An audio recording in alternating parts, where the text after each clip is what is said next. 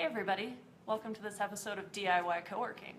Today I've brought a friend with me. This is Tim Massa. He's my staff person for Cohere Bandwidth. For those of you who don't know anything about me, I have run Cohere Coworking for 7 years in Fort Collins, Colorado. And then about 2 years ago, I started a shared rehearsal space for musicians called Cohere Bandwidth. And that's what today's episode is going to be about.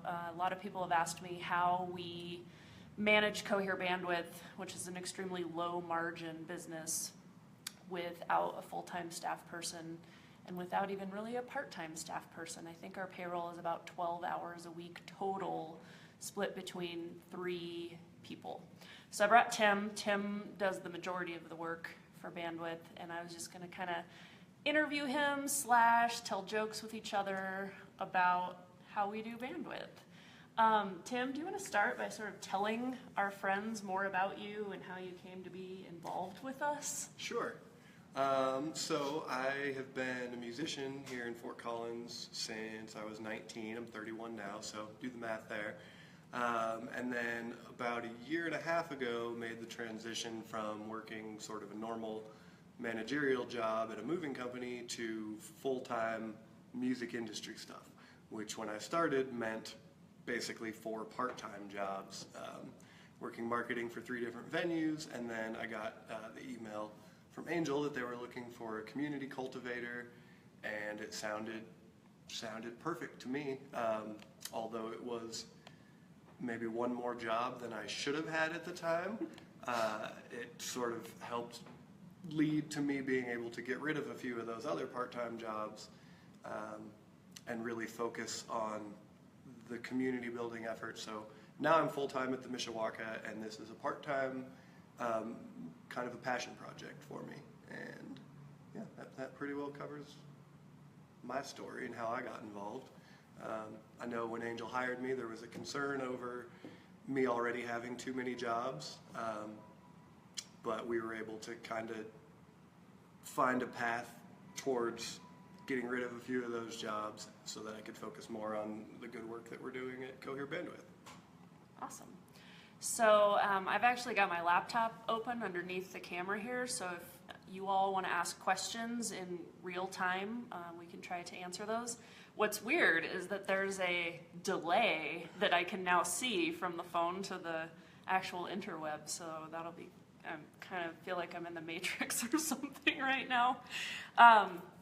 So the first interaction I ever had with Tim that I remember that was like meaningful for me was that when he worked at the moving company, he happened to answer the phone when I needed an emergency move for a friend who was having a health crisis. And he was so lovely over the phone and so helpful and gave us a little discount, or maybe he didn't, but he made it seem like I was getting a discount. And it was awesome. And his company just took care of this move that we needed in a hurry, in a crisis. And so that really stuck with me, that I had amazing customer service with him. So we started Bandwidth. We started building up the community over 3 years ago, so we did focus groups and a survey to try to get the musicians' opinion about whether or not they wanted to even have a shared rehearsal space, because some of our friends had had all of their equipment stolen from a converted turkey coop, and so that was sort of the catalyst for wanting to provide the musicians with a better space. So we were doing a lot of work. It was me and then my friend Julie, who's been a member of Cohere forever. She's super involved and passionate with the music scene in Fort Collins, and so her and I were basically just volunteering our time for the first, well, I'm still a volunteer, if I'm being really honest. But Julie volunteered her time with us for 3 years, and just finally let us fly away out of the nest. So I'm going to kind of fast forward. So we hired Shane. Shane is one of the musicians who had all of his gear stolen.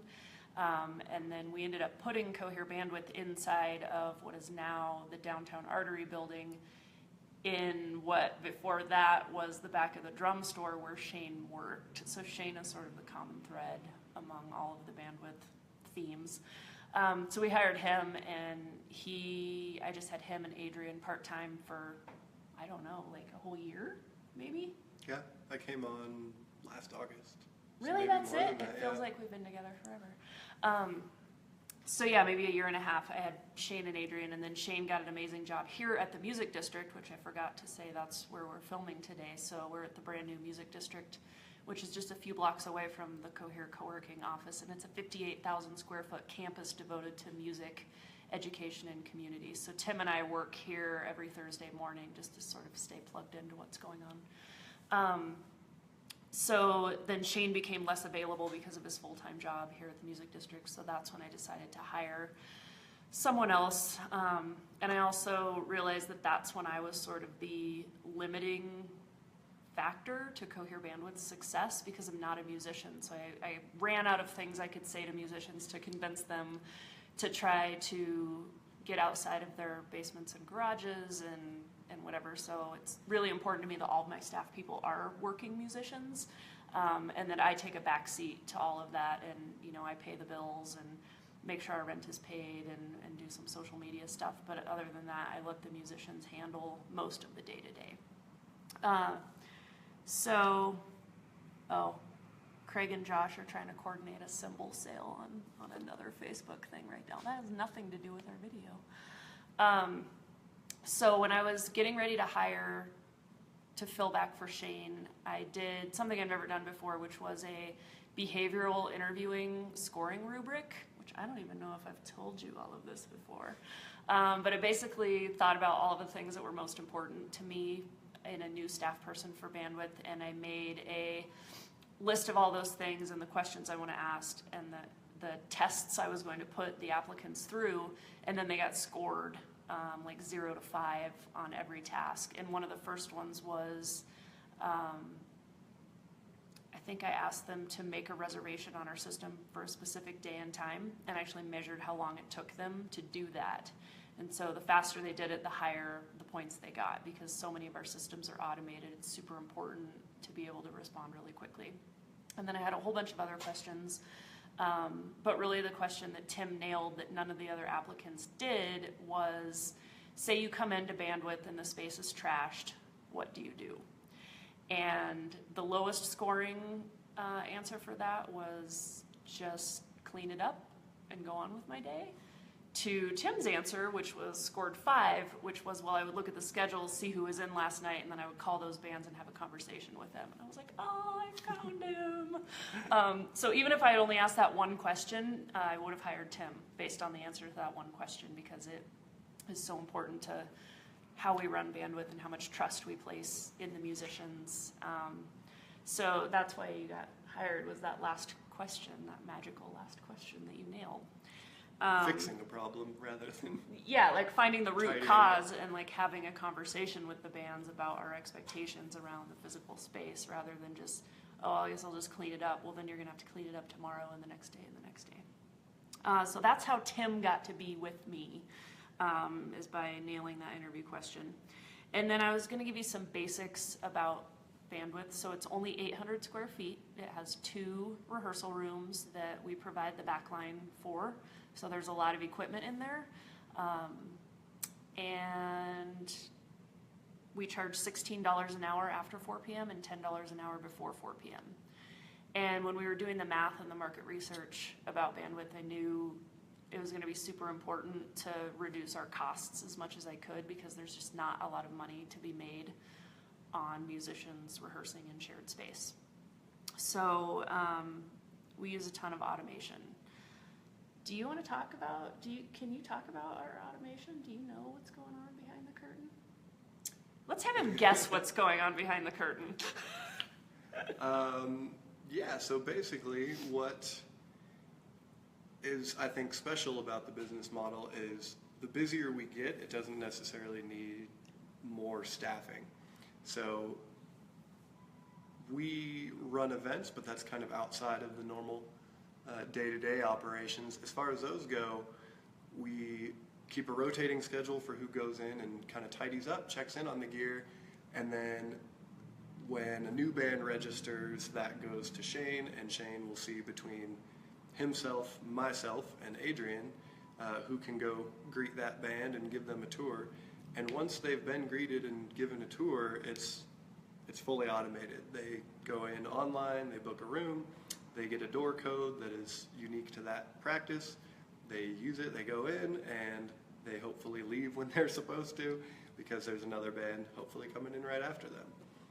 So once we have those bands who are practicing on a regular basis, we really are, again, only staffing for the new bands, which oddly enough seems to kind of come and go in waves. We'll have like a week where we have numerous new bands come in, and then sometimes we don't. But so yeah, it sounds so simple, but there are so many processes behind what he just said. So if you take nothing else away from this video, make sure that you have a web developer who can do complicated stuff. So I have one of those. His name is Kevin Udi. I love him. We use the WordPress platform, which is nothing really special. Lots of people have WordPress websites, but we soup it up with WooCommerce, which is the e-commerce part, WooBookings, which is a separate add-on to WooCommerce that allows you to book resources and charge for them. And then behind all that, we're using a combination of Zapier, which is a web-based automation tool that watches one thing and then takes action on another thing. So it removes the human component of having to monitor things. We have some pretty sophisticated door locks by a company in Colorado called LockState. There's a big database running in the background, and then I generate 11-digit door codes every 3 months for our 3 doors, and then the web developer uploads those into the system, and then the system knows, okay, it's Tuesday night at 7 p.m., this door code was entered, and then it references its own database and says, yes, that's the approved code for that time, and lets the person in. And the code for the front door is different from the code from the room that they're working in or rehearsing in. So that creates some levels of security for us. So the first level is we ask bands to register first before they're allowed to book a room, and they fill out a questionnaire, which just allows us to see, like, oh yeah, we know these people, or this band is legitimate, they have a Facebook page, yes, let's go ahead and activate them.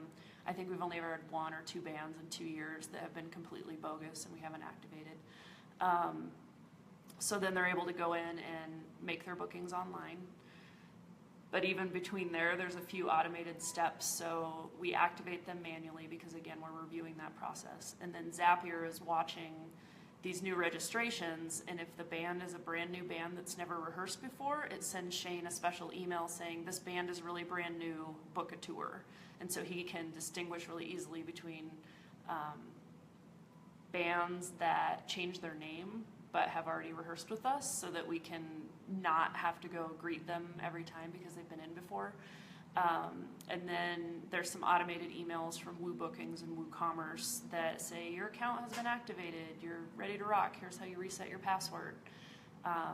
And then when they actually make their booking, obviously all the payment is integrated. We use Stripe and Amazon payments so that we're not dealing in cash or anything like that. And then when a band makes a booking, then there's a whole bunch of emails and calendar appointments that automatically go out. So it'll show up as this band made an order, this band made a booking, and then it goes straight out to Google Calendar, and then Shane uses that. And then based on how Shane reacts to the appointment, I know who's dealing with it. So if he accepts it, he's doing the tour. If he tentatives it, Tim is doing the tour. And if he declines it, Adrian's doing the tour. So it's even just a workflow that we developed so that I would know what was going on, because you don't want me greeting bands. It doesn't go well. I usually just spend, like, here's the lobby and here's the restroom, and go into the rooms and turn on the things and make them work.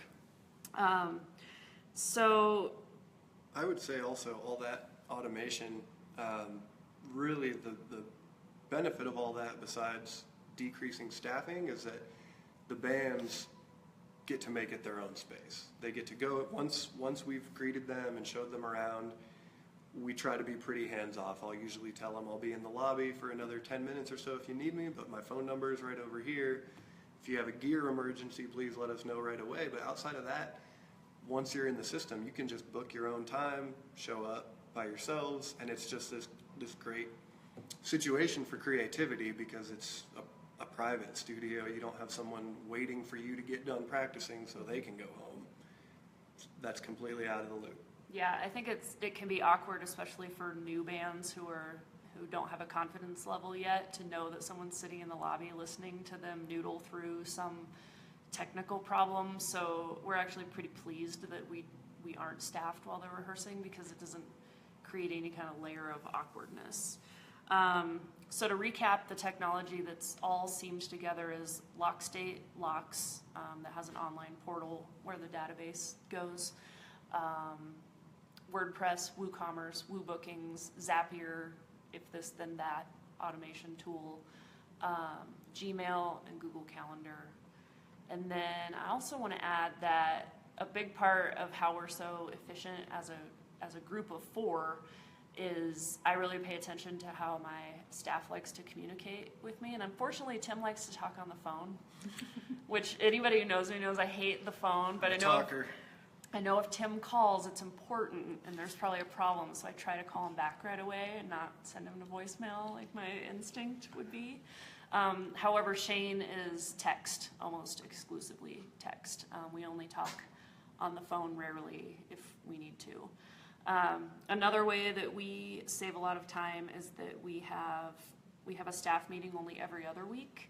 We used to have them weekly, which was useful in the beginning, but we don't need that anymore because we're a pretty well-oiled machine. But we meet for 1 hour, we have an agenda, we talk about revenue and typically the events that we're getting ready to do. And then Tim and I have a mostly weekly work session here at the Music District where we just do sort of longer term stuff, like what are our events for the next 3 months, or what are you doing on Facebook promotions, what am I doing on Instagram, and so we just sort of touch base that way. I would love to hear from you how so you usually spend like 7 hours a week on us. How is that broken down? Like, where is the majority of your time spent? I would say the majority of my time still ends up being kind of event-based stuff, which is, again, not directly what we do as a rehearsal space, but it's a big part of the sort of community cultivator role that I have of trying to bring people together and not just have them go in and quietly practice, although we mentioned the value of that, but also meet other bands and form somewhat of a stronger, tight-knit community. So things like that end up taking a fair amount of time. There's the events themselves, but all the setup of picking up beer, coordinating with bands if we have performers, making sure that they're marketing if it's something that we want to have marketed. And then greeting bands is also, on a busy week, can be kind of time consuming. I always try to show up 15 minutes early, and bands are rarely on time their first time. So sometimes, the quick 15-minute walkthrough can take an hour, so a few of those a week can kind of add up. And then our meetings also take up, when we sit and work together for about 2 hours, plus have another meeting, that's roughly half of my time card right there. And I would definitely say that those regularly held sort of accountability meetings, something that I've worked in businesses who don't feel they have time for that, and you just end up wasting a lot of time in other places when you're not communicating regularly. So there's all these project management tools that you could use, dashboards and calendars, and we do use those things, but they're kind of worthless without a regular conversation. And what are you doing this week? What did you do last week? That, I think, is where a lot of my work goes, is in those meetings. It's time spent, but it's really quality time. And I don't think we'd be as efficient with the other hours were it not for these regularly scheduled meetings.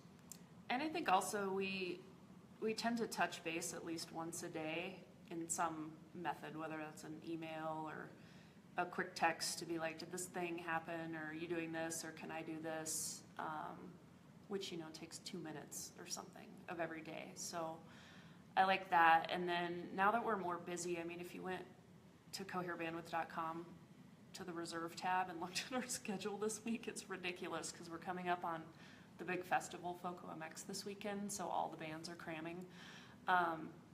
There's so much going on in our space, and our systems have handled the bulk of that work. But because we are so busy, we're seeing out the gear is really taking a hit, literally.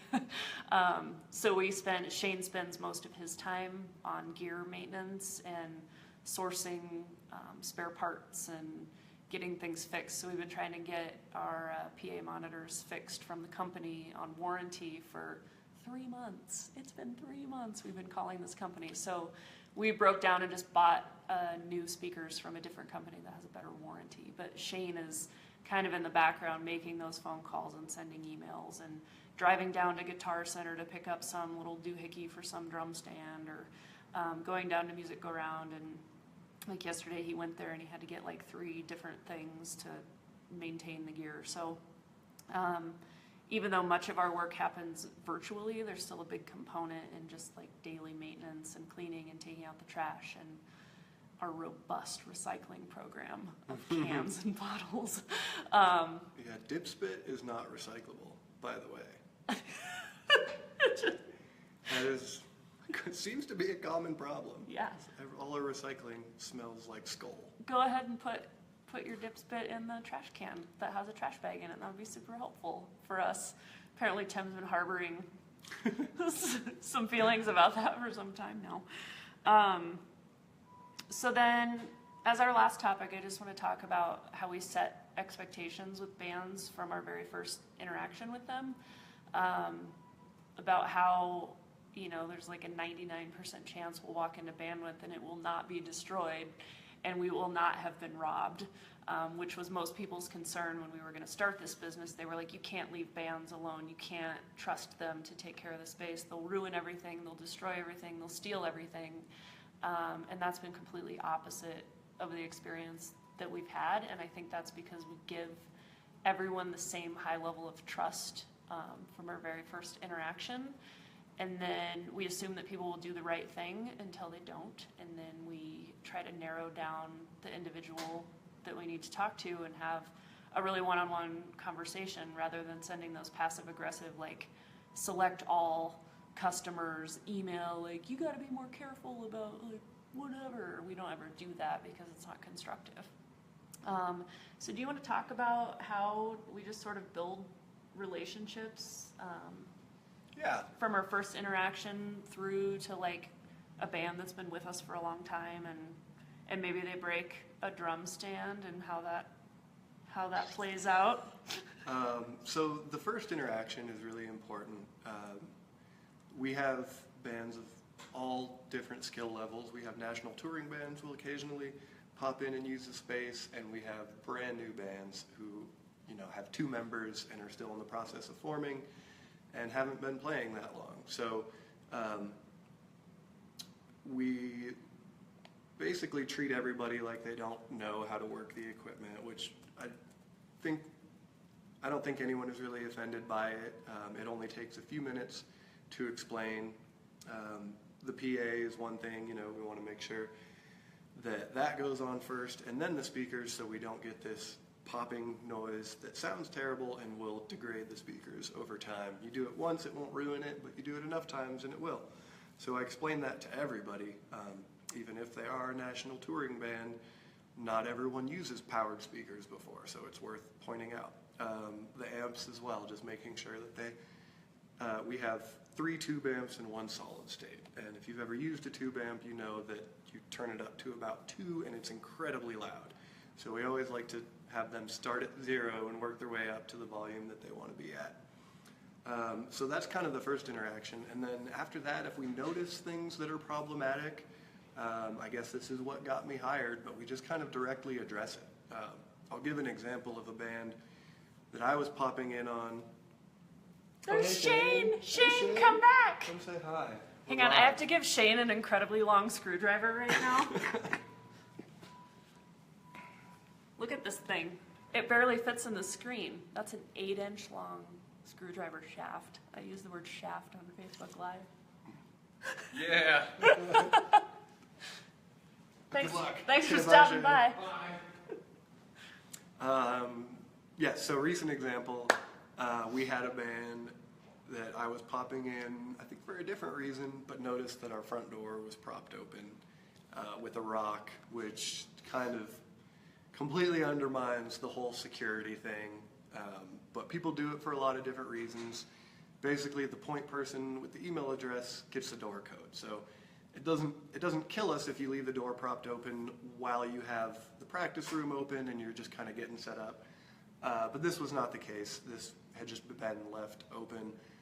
And there was also some other stuff where the room that they weren't practicing in was open and the amps had been switched out.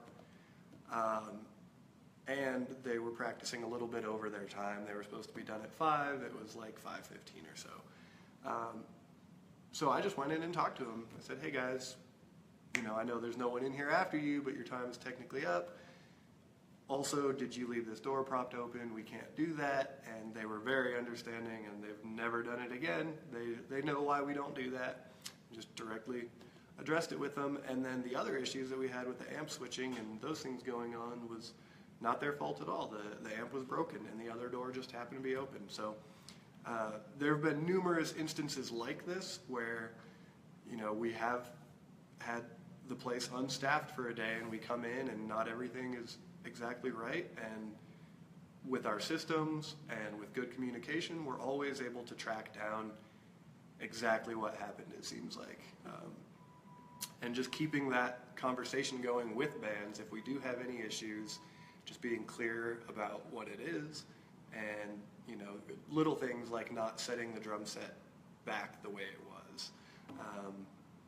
It just kind of eats away at the next person's time. So we just basically ask everybody to be respectful, and you wouldn't want to have to reset that drum set, so why should the person practicing after you?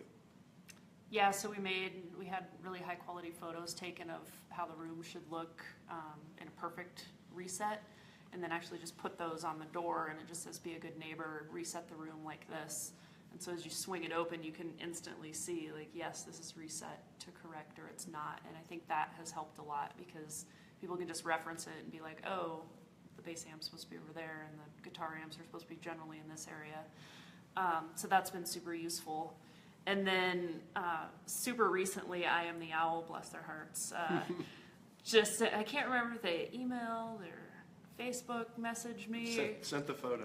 They sent a photo of their drummer holding the thing that he had broken, like instantly as soon as it had happened, with the message, hey, we broke a stand and we're going to bring a replacement, I think later today or tomorrow. And that is the exact correct way that we would hope all of our bands would deal with broken stuff if they're responsible for breaking it. Because if there's 6 or 8 bands practicing in a day and something gets broken in that first rehearsal, if we don't need to be there for the rest of the day and you don't tell us it's broken, you're hosing all of the bands that come behind you. Like, all the rest of the 7 bands will show up and that thing will be broken. And if no one tells us, we can't do anything. Our prices are so low that we can't have somebody sitting there waiting for things to break and fixing them. But the moment we know something's broken, it's easy for us to send someone down there, run down to Music Go Round and get what we need. So yeah, they broke a thing and they told us about it right away, and they replaced it shortly after, and that was amazing. The same thing with like drum heads. If a band breaks a drum head, it's super useful for us to know that, because if you don't tell us, then the next bands that come in don't have a working drum kit. And we usually just split the cost of a broken head with the band, so you can kind of be warned about that. Yeah, and I think the other aspect of that and why we're so successful in our interactions with our bands is that it's a passion project for everyone involved. We're not getting rich doing this, and the bands know that. Angel will post about our financials, and it's very open book, which I appreciate as an employee. That's not something that you get. But I think our bands understand that we're doing this because we love them and we want to support them. And we use our social media reach to help promote their shows, and we help them book shows. We really, I'm just a resource there for whatever I can do to help. And certainly there's limits to that, but I think all of our bands somewhat understand that, and they're grateful for it, and that kind of pays dividends. They have faces to associate with the business, even though we're not staffed all the time.